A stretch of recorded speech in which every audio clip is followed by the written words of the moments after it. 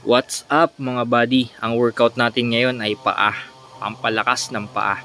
96 kg squat times 6. Mahalaga na i-track natin yung progress natin sa iba't ibang workout. Tulad nito, ang squat ko dati dito nung previous workout ko ay 96 kg pa din pero naka 5 reps lang ako. Dito sa workout ko ngayon, naka 6 reps na ako. Kaya mahalaga na i-track natin para meron tayong goal na may aim. Halimbawa, dadagdagan natin yung reps o dadagdagan natin ng weight. Ganun ang ginagawa ko noon pa man sa iba't ibang workout, sa back, traps, sa lahat na. Hirap yung i-memorize mo lang yung mga reps saka weight eh. Sa katagalan pati may look back ka na wow, ang lakas na ang ano na pala ng progress ko. Ang laki. Ang goal natin dito ay progressive overload o utay-utay na pagbigat ng binubuhat para mag-adapt yung muscle natin at katawan. Saka kaya nag-heavy ako dito sa squat ay meron akong safety bar. Hindi ako mag-a-attempt ng ganyang kabigat kung walang safety bar. Napakahalaga niyan pag sa heavy squat. Yeah buddy, lightweight. Who's gonna carry the boat and the logs? It's you buddy, David Goggins. Second set ng squat, nagbawas ako ng 6 na kilo, kaya 90 kilo na lang. Ngayon, nakaya ko na ang 7 reps. Let's go! Full range of motion ang ginagawa ko dun sa weight na alam kong kaya kong i-handle. Kagaya nitong 90 kilo, alam kong kaya ko ng 7 reps dito. Mahalaga na i-record mo yung workout mo ngayon para the next workout meron kang goal, meron kang personal record na dapat mong lampasan. It's either dadagdagan mo ng weight or dadagdagan mo ng reps. Ang goal dito is to get stronger.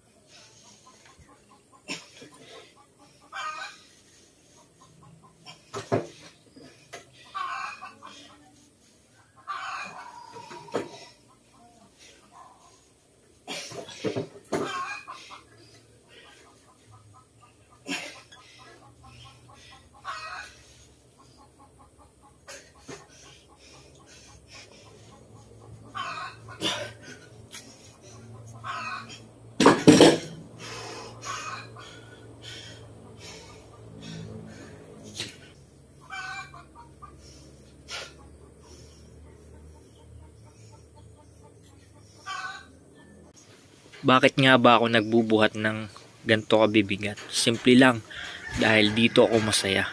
Sa bawat reps, I am getting closer to becoming the best version of myself. Stay hard. It's a shame for a man to grow old without seeing the beauty and strength of which his body is capable. Siyempre, sa legs workout, hindi mawawala ang calf raises.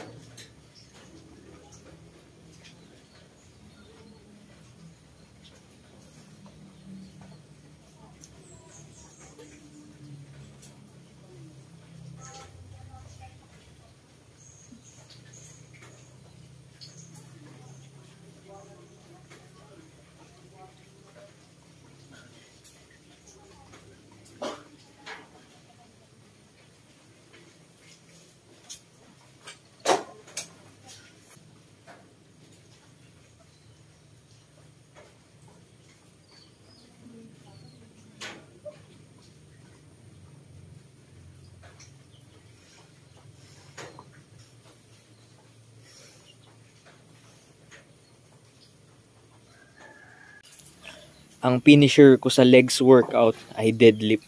Ito yung workout na napakadaming nai-engage na muscle. Back, legs, calf, traps, bicep, shoulder, lahat na, abs. Kasi itetense mo yung abs mo dito. Lahat halos magko-contract. Kaya itong pinaka the best workout na pang testosterone booster. Yeah buddy, stay hard.